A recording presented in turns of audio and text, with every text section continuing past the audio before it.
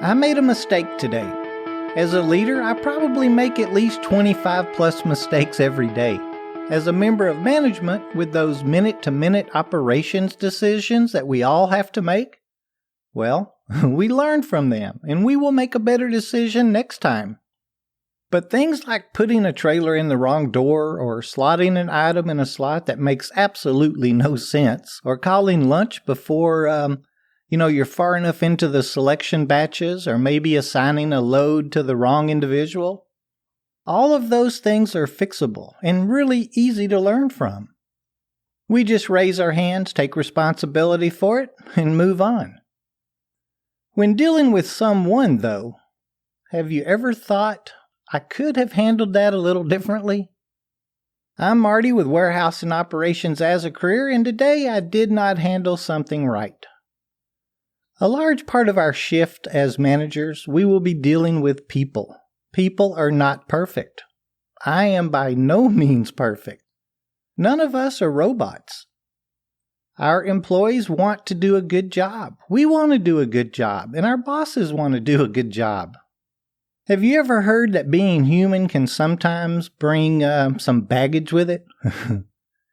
While correcting a child, have you ever said, could you have done something differently to them? Or, now how else could you have handled that? I think us as managers and us as employees need to ask ourselves something like that before we speak or act on something, and probably more often than not. It has been a week of could I have done something differently? Today I want to share a couple of them with you. A couple of weeks ago we talked about slowing down and how advantageous it can be within our careers. I think the same goes for thinking before we act, especially for ourselves. It's hard for us. We have responsibilities, deadlines, expense targets, productivity to be concerned with, and we may be covering a position ourselves. Things like that are our job. But in reality, our job as leaders and employees are to be respectful. To listen first, digest the information that's shared with us. Look at the other side, the top and the bottom. Understand the situation and then, and only then, make a decision. A judge has it easy. He or she has laws to go by. ABC, as we say.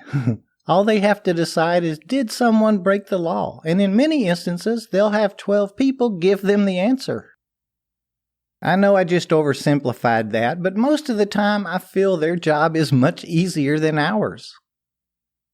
I'm upset with myself because I allowed myself. I believe solely because I thought that I was in a hurry to haphazardly listen to a colleague explain something that was of great importance to him. It was a work subject, but something he personally believed should be included as a topic at a startup meeting. I am certain that he felt like I was not listening, or even worse, that I did not care about his idea or thoughts. After about 20 minutes, when I had completed what I had on my mind, I immediately was bothered by what I had done. There was no deadline with what I was doing, nothing at all. When approached by the gentleman, if I was not going to listen to him, I should have said, hey, wait a few minutes and I'll come find you. Let me wrap this up first. Or I could have stopped what I was doing and thinking about for about 5 minutes and gave him my full attention. Either of those options would have made him feel much better. And ultimately made me feel better about myself. It was 5 minutes, so I would have completed my task in 25 minutes instead of 20 minutes. I consider that as bad management, and I will work on handling those types of situations much better going forward. Now, I went back to his department later in the day, but I couldn't find him. I didn't want to just apologize, but rather let him know that I had learned something and that I wanted to do better. His idea was a really good one, and I did want to know more about it. I will see him tomorrow, and I hope that he understands I was in the wrong and I have accepted responsibility for it. Like I said earlier, it is hard to be on all the time, to always do what is right. But I feel whether we are a manager or an employee, when dealing with other humans, we owe it to them and to ourselves to slow down and think to ourselves. Is this how I want to handle this situation? It will pay off in the long run, I promise you. I am always being asked, do you think that was right? Or why did they do that to me? Or that was just wrong. I am usually answering with the question, well, if I ask them, what are they going to tell me? That'll usually bring a bit more of the story out. Last week, a young woman, I'm not sure where she was from, but I overheard that a woman had gone to her manager and told her that she was tired and that she was going home. I understand that the manager explained that unless she was sick, that she needed to stay and complete another 3 hours to finish her shift. Well, it appeared the woman went ahead and left without saying anything else to her manager. She did, however, upon gathering her things for the day, express to a coworker that she was tired. She'd stayed out way too late the night before and was going home. She didn't care what happened.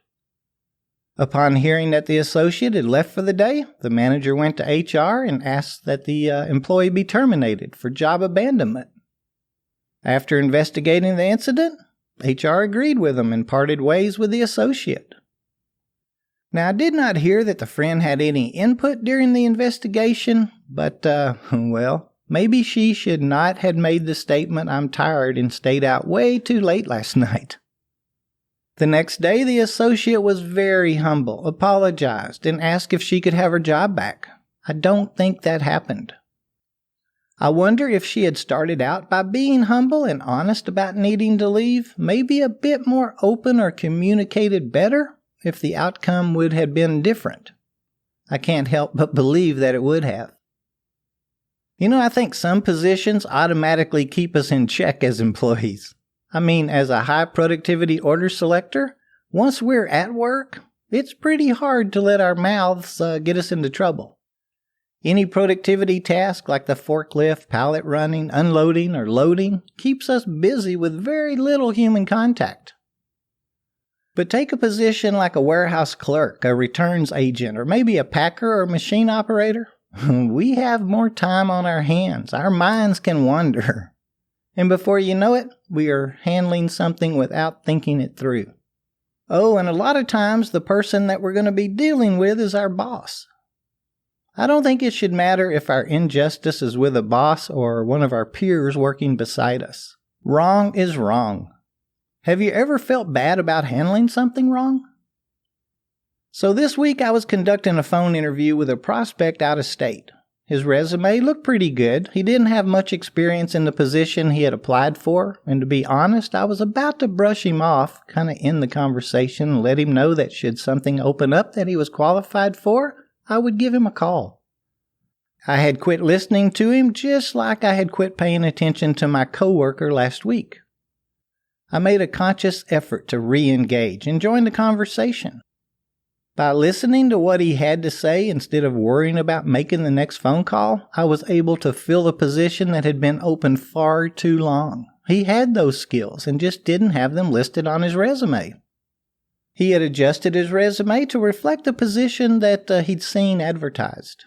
Yep, I was a bit proud of myself. I had slowed down and asked myself, am I handling the situation correctly, or how better can I handle this? It paid off for me.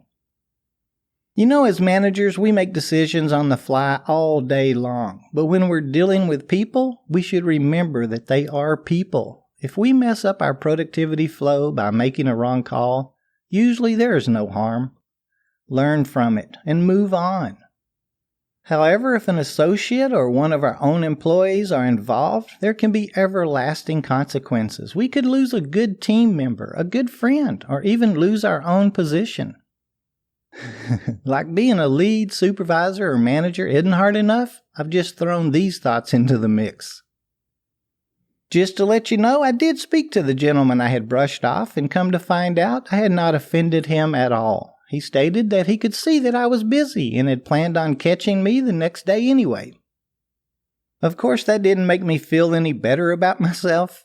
I hope that I have learned from my week, and maybe I've triggered a thought or two for you as well. If so, share your experience with us. You can post directly on our website or send me an email to host@warehouseandoperationsasacareer.com. Another great place to start a discussion is on our Facebook page or the Warehouse Equipment Operators group on Facebook. Using that little @ WHSEANDOPS will get you there on Facebook or Twitter. Until next week, try it. Slow down. Think before we act, especially if we're in a hurry or are upset about something. And hey, y'all be safe out there this week.